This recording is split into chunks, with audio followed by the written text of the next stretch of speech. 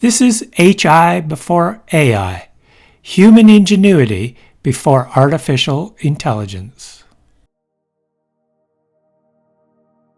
Long before digital photo editing, long before AI, people were already bending reality. In the early 1900s, photographers across North America, including right here in Canada, were creating surreal, hilarious, and wildly exaggerated images known as Tall Tale Postcards.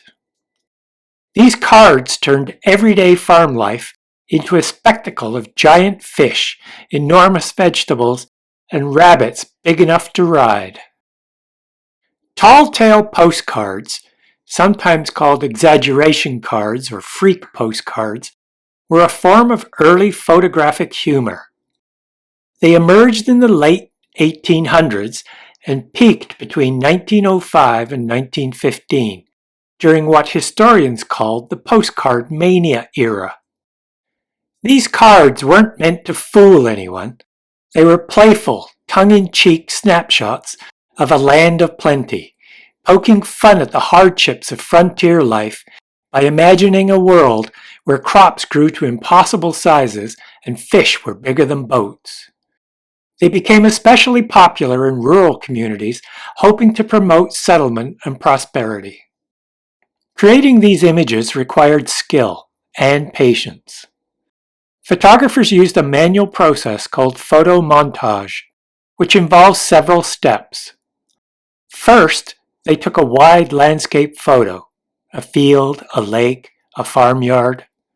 Then, they photographed a close-up object, a potato, a fish, an onion, a rabbit. The close-up was carefully cut out with scissors and pasted onto the landscape. The composite was then re-photographed to create a new negative. This final negative hid the seams and made the scene look like a single believable photograph. Some artists even used ink, paint, or pencil to retouch edges and enhance shadows. This was early photo editing, done entirely by hand in the darkroom. The genre was pioneered by William H. "Dad" Martin of Ottawa, Kansas.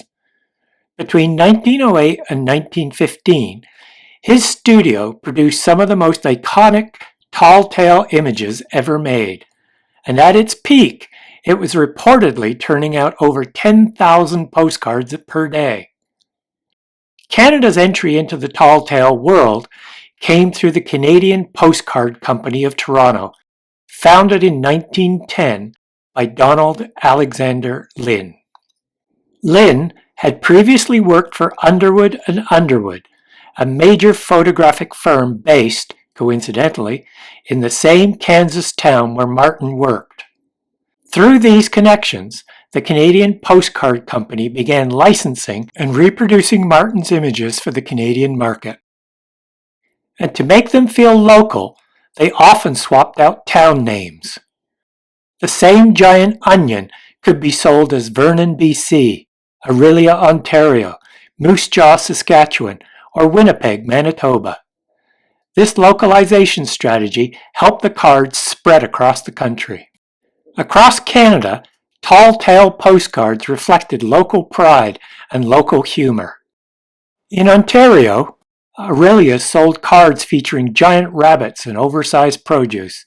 Hamilton had cards boasting how we do things in Hamilton, often showing massive strawberries or vegetables. Sioux Lookout featured a comically huge load of tomatoes.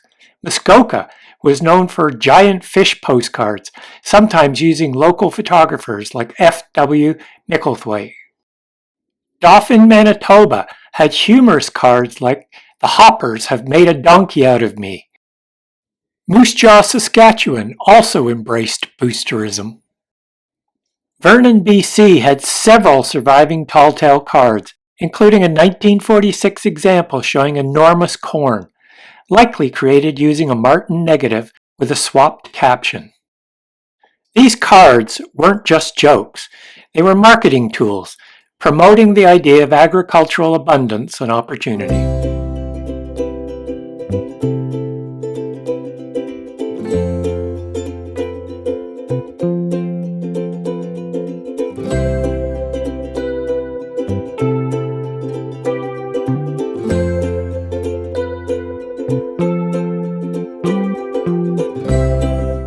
What if Oakville, Ontario had its own Tall Tale Postcards?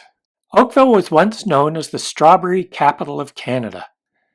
By the 1870s, Oakville had over 300 acres of strawberries and shipped up to 12,000 quarts a day to Toronto and Montreal.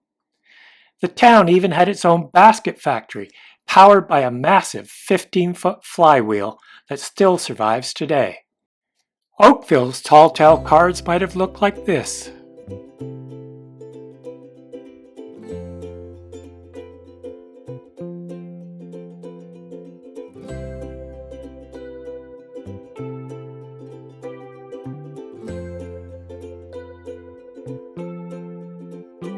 Tall Tale Postcards remind us that image manipulation isn't new. It's well over a century old. What changed is the technology, not the imagination.